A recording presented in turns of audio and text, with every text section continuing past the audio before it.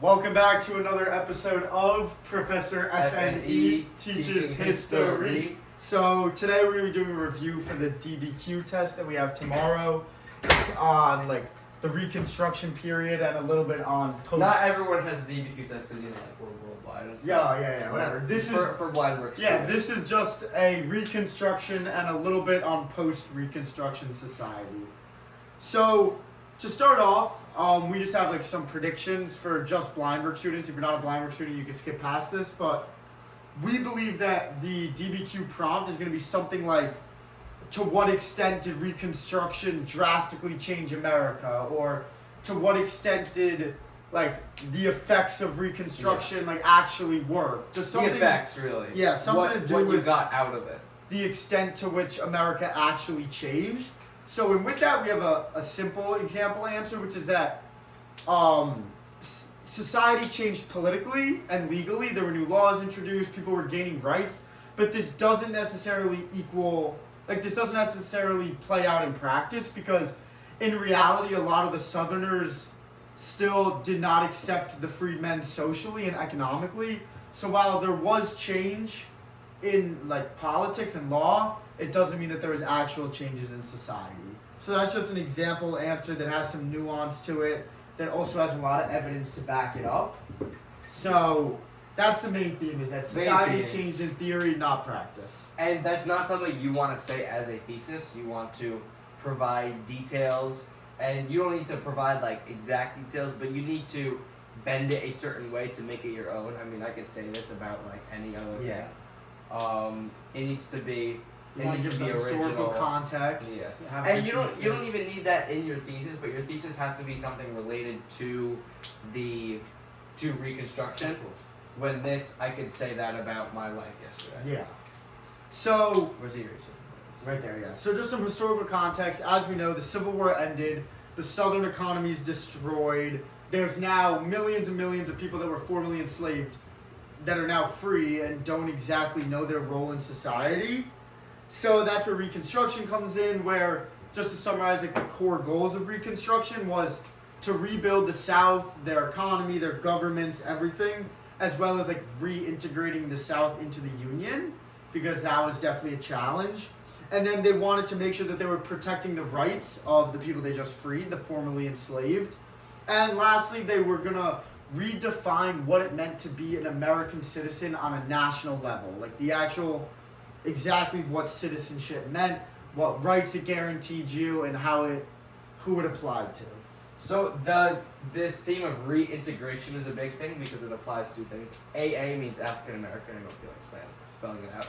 So there is a balance here, because even though the Union won the war, winning a war does not change people's minds on things. There was still definitely, and you see this with the KKK and the other white supremacist groups, people's minds still don't like these people, and they're definitely against integrating them in society. So the U.S. had to appease, not the U.S., the Union, as in Lincoln at first. We're not going to get to Johnson yet. Lincoln had to try to appease the South, and he had to support and protect African American rights while he was doing that, which is really hard to do. That's not easy, yeah. That's hard to balance. We'll see how he balances it, what sides. Because he has two goals. He wants to reattach the nation. He doesn't really care that the South is angry. He's not going to do anything saying okay, we'll give you a little bit. But he wants, right now, there's still two different nations. They're still split. So Lincoln has two goals. One is to reintegrate the South, and one is to reintegrate African Americans. Yes. So that's where we get off into the early Reconstruction efforts.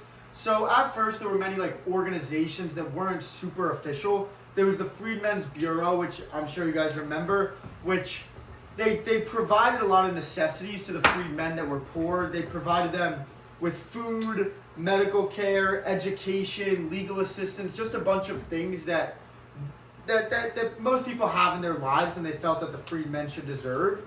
So it helped a lot, because African Americans, they gained literacy, they became smarter.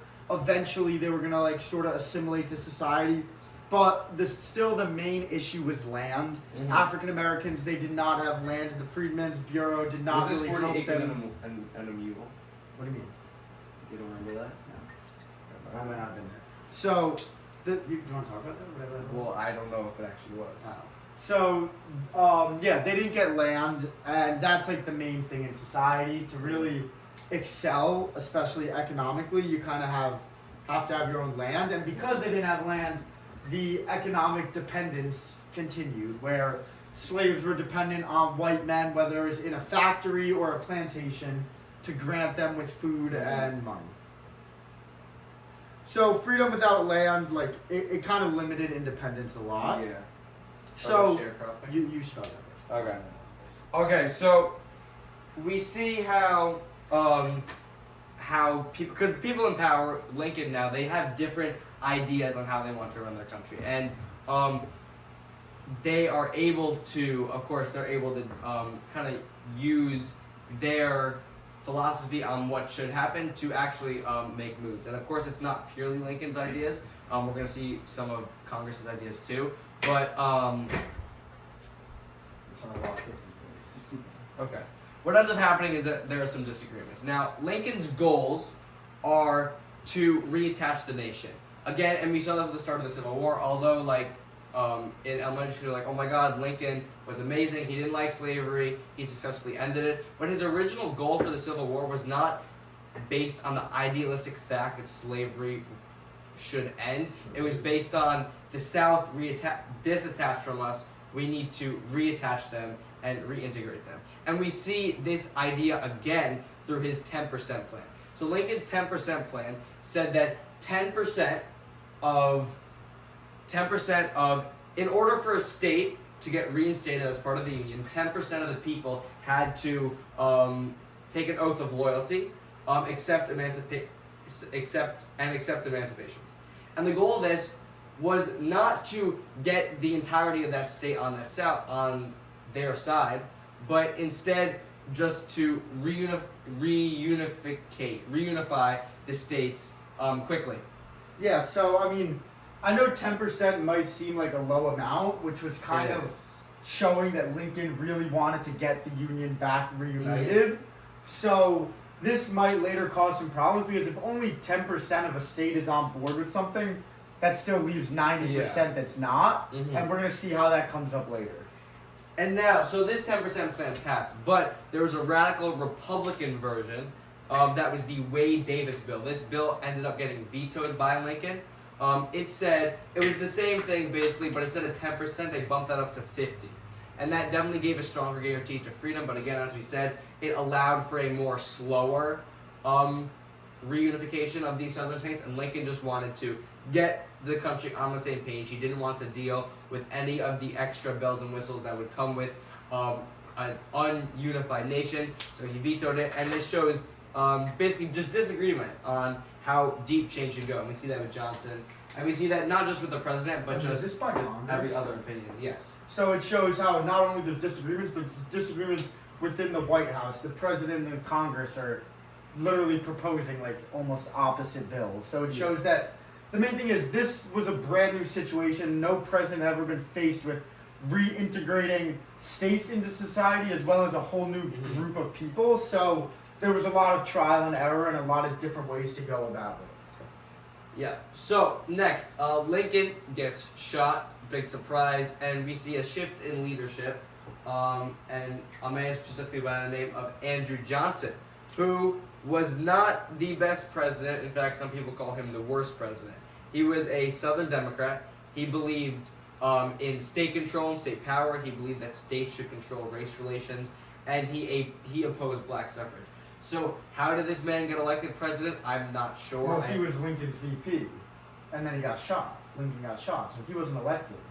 Oh, he took over for Lincoln. That did happen. So it's all like if Lincoln just That played, did he would happen. have been chilling. Yeah. Okay. Okay. Rest in Do you want me peace. to talk about this? Rest in peace. Sure. Yeah. Yeah, okay.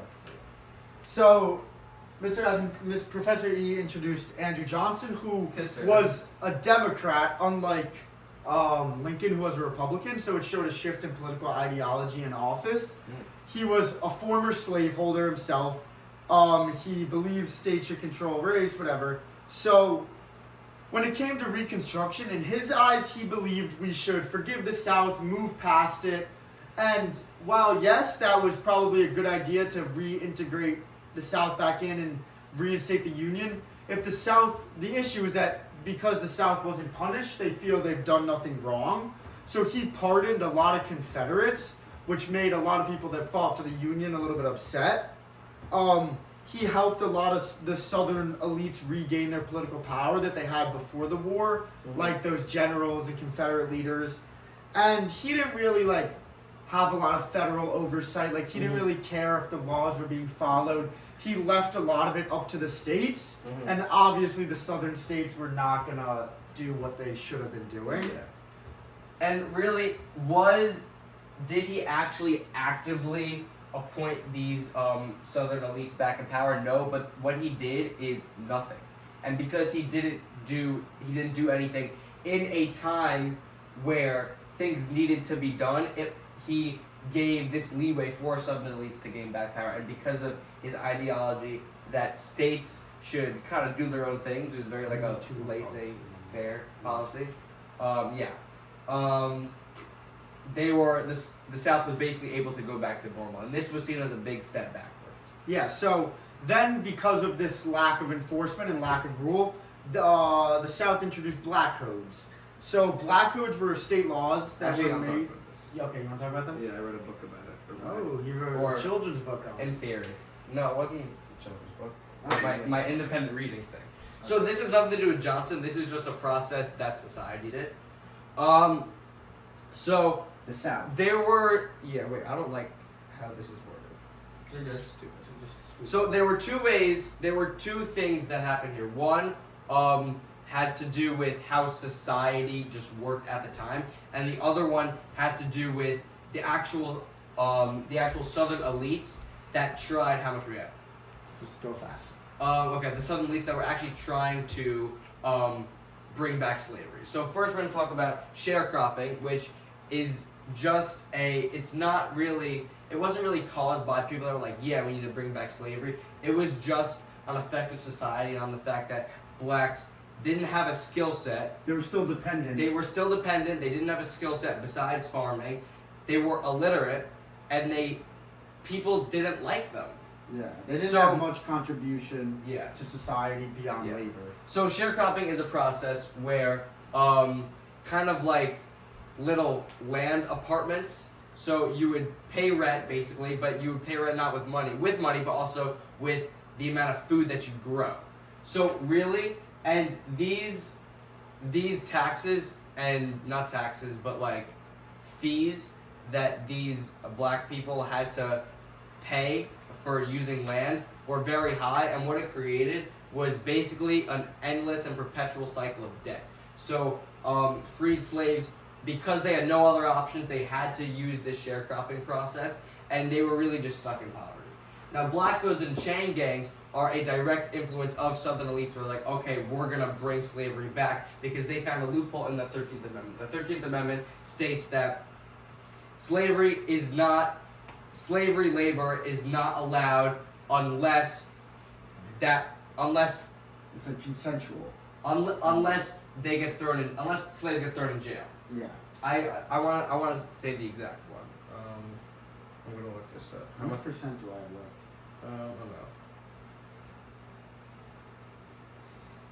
left? Slavery is banned except as a punishment for a crime.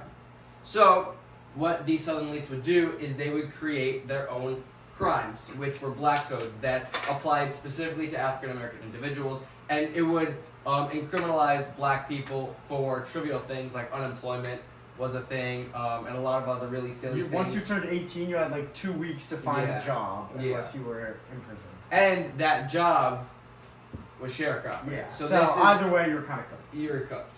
And chain gangs were an effect of the black codes. Is that chain gangs were these criminalized black people that were just allowed to work for oil, steel, whatever, for free. Yeah. And yeah. Okay. Yeah. So moving on, we have a big political shift, which is the election of 1866. I mean, this alone is pretty significant, despite it being like a short event. So basically, every 2 years and every 6 years, like people re-vote for the House of Representatives and the Senate, whatever. This is called the midterms. So the midterms determine whether or not there's a majority of Republicans or Democrats in Congress. So at this time, Andrew Johnson, the president, was a Democrat, and Congress was controlled by Democrats, so all of his laws were being passed. It was kind of split. Or it was kind of split, whatever. Now that everyone hated Andrew Johnson, everyone hated the Democrats. Midterm of what? 1866. They voted so many Republicans into Congress that Andrew Johnson was essentially sidelined. Like, he couldn't do anything because they had a big enough majority in the House and in the Senate that they could veto any bill he tried to pass. So at this point, we were done with presidential Reconstruction, which was like Andrew Johnson's time period, and we've moved on to congressional Reconstruction, which is sort of a much more radical Republican-sided Reconstruction. So the Civil Rights Act of 1866, it defined African Americans as citizens, which was a big stepping stone.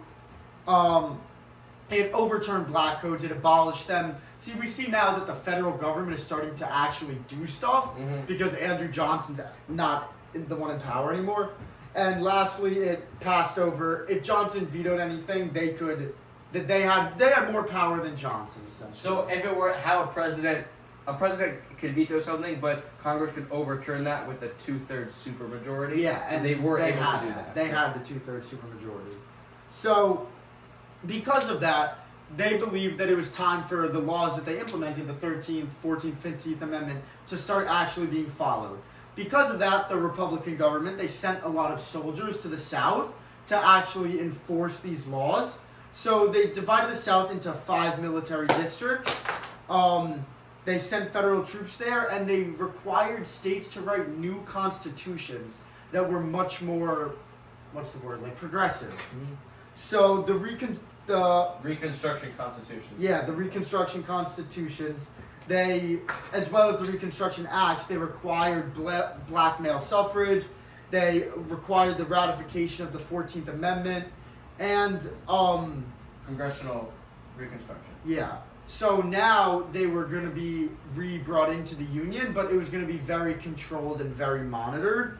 So the significance of the Congressional Reconstruction is the fact that the federal intervention is what it took to actually get stuff done. Now that there were troops and there were laws and there were people actually enforcing it, we start to see things changing. Because as Professor E said at the start of the video, you can't change the thoughts of the people, so unless you're violently enforcing the laws, there's not much you could do. So that leads me into the 14th and 15th Amendment, which I just spoke about. So the 14th Amendment, these two probably transformed the Constitution and transformed the outlook of society. So the 14th Amendment, it gave birthright citizenship. So if you were born in America, you're a citizen. That's still a law today. That's how it works. They had the Equal Protection Clause, which means that all people have the same right to trial. They have equal protection under the laws. They have the equal protection under the Bill of Rights, everything like that. It reduced representation for states denying rights. So, as we know, a lot of the southern states were denying the rights of black men, kind of because Andrew Johnson let them. So now the 14th Amendment was trying to stop that. And then lastly, it had a lot of long-term constitutional importance because it changed what American citizenship was. So then we move on to the 15th Amendment, which is more focused on voting, and it allowed black men the right to vote. It is very important that it is specifically black men because it did not include women, it did not include immigrants. It kind of solved one problem but left a bunch of them unsolved. Yeah. And despite the 15th Amendment giving black people the right to vote, there were still many problems in the South. They used intimidation. They created, the tests? There's literacy tests, which were impossible tests. And again, a way similar to black codes, a way how Southern elites were able to find loopholes in certain documents to keep their idea of slavery. So the government did a lot, but how much did they really do? Yeah, exactly. So the laws were changing fast, but the attitudes not as much. Do you want to talk about the organizations? No. I think we're going to skip past this. So quick summarize. So, yeah. I mean, there was the Union League, which kind of just helped black people achieve their actual right to vote. It helped enforce it. It targeted a lot of the white supremacists, like the KKK. Mm-hmm. And then the Women's Loyal League was the same thing for women. It started to fight for women's suffrage. They felt very left out of this radical change. Because they were very left out, exactly.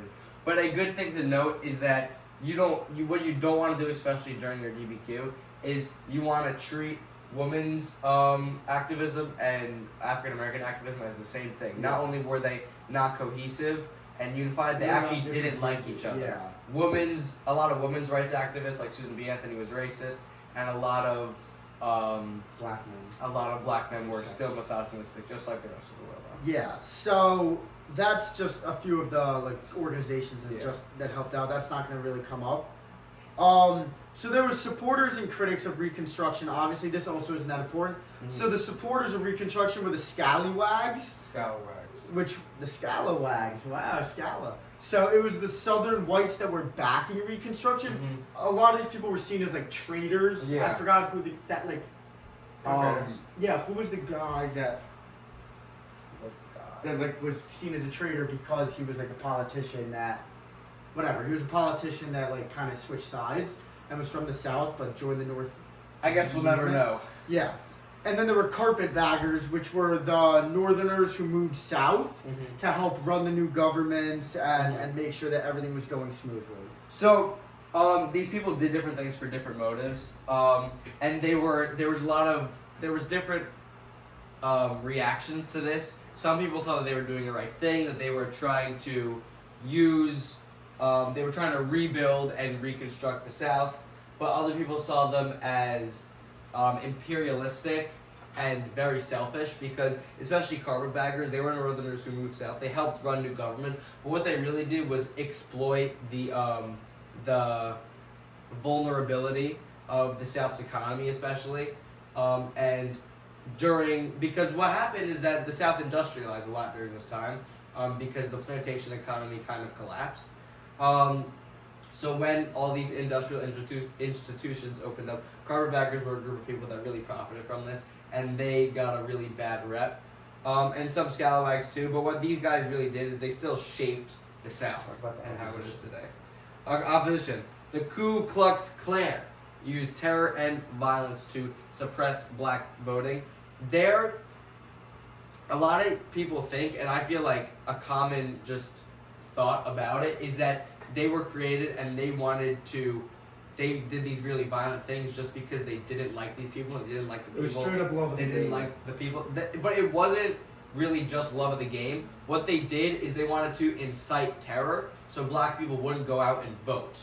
Because what they did is they swarmed these voting houses. And if you voted, it was more likely that you would be targeted by this Klan. And if you supported, as a white person, if you supported African American rights.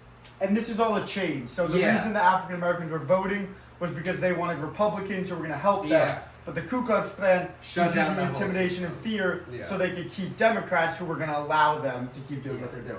But there was, again, because we're talking about congressional reconstruction, there was the Force Acts, which were a congressional response that allowed for looser federal persecution of the KKK. It authorized troop intervention on these groups, and it temporarily reduced violence within the KKK because they were a little surprised by that. But that does not mean that they ceased to exist.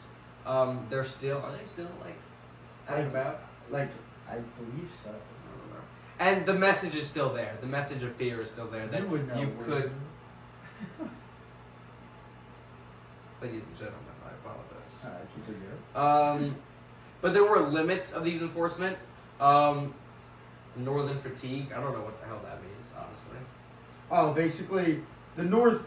Obviously, they wanted to help the South and the freedmen, but eventually they ran out of they got tired. Because this isn't 3 people, and this isn't 100 people that you know. This is a group. 4 million people. It's a group. Being Yeah. attacked. It's very hard. and you don't see it. And you know Unless they're wearing their attire, of course, you can't tell that he's actually a member of the KKK. And the South was just they were kind of very passionate about what they were doing, and they almost out-passioned the North. As sad as that is. They had home field advantage. It's the same thing as the American Revolution. You couldn't really stop that. Yeah, ex parte Milligan. So I mean, that's kind of it. Mm-hmm. So just to recap, I just wrote a few things. We have the presidential reconstruction, which was bad and basically pointless because Johnson kind of let slavery come back in a new name and didn't punish the South. Then Congress took over with the midterms of 1866. They were much more effective, yet they were very radical, which angered the South and caused violence. And lastly, this is the main point that we said at the start, many laws changed and were made, but societal beliefs did not change. To an extent they did. Yeah. But as much as you learn in elementary school, no. Yeah. So this was a very critical period in American history. Oh my God! The Compromise of 1877 Oh, do you wanna and talk Ulysses about S. Grant. it? Oh. Oh. All right, continue. Just talk about it. Okay. Ulysses S. Grant was the next president. Maybe we did go through that. Because the cheat sheet only had Reconstruction, not post-Reconstruction. Okay. So was he post Reconstruction? yeah, he was like No. after. Yeah. No. That was like the first half. All right, whatever. Ulysses. I'm gonna give you background because the most important things were about Lincoln and Johnson. So Ulysses was a he was great. He was a great general. He fought in the Civil War, and he was really the reason why they won, except for Lincoln, of course, because he was kind of the one who Great general. inspired a lot. But he was an amazing general. He had this like no nonsense policy. Very corrupt. But yeah, when he got in office, is really what anyone would do. Is he just stuffed his pockets? Yeah, essentially. He didn't really He care. gave his boys And- jobs. Yeah, an effect of that is Spoil system. yeah. An effect of that is now the people don't trust the government, which is a bad thing. Very bad. And then, shoot, what was that election that caused the Compromise of 1877? Where like, oh, this guy would get, this isn't very professional. Oh, it was like the other this guy corrupt would be bargain. president if we stop. Yeah, it was like the other corrupt bargain or whatever. The second corrupt bargain. That's what they call it. Cause of Compromise of 1877. Sorry, guys. I promise, it's a good video. Rutherford B. Hayes and Yeah, Tilden. So the next president, or in a couple presidential. no, elections after later. Grant was Hayes. Really? Yeah. So we got Rutherford B. Hayes and Samuel J. Tilden. This election was so scuffed and so rigged, Corrupt. and there was so much violence that they were like, "All right, we're gonna cancel this." But then, how do you cancel an election? What are we doing? So they made a compromise in 1877 called the Compromise of 1877 that instituted Republican or Northern Rutherford B. Hayes as president, but it said Rutherford B. Hayes promised that he would get all of his troops out of the South. Yes. And that shows how little Reconstruction really did. And how the president doesn't even care about America. He's willing to. Not even that, but like he had to do that. But like just really how we didn't get nowhere, but we definitely didn't get as far as what could have been. Yeah. All right. So thank you guys for listening. We hope you all do very well. See you next time. Yeah.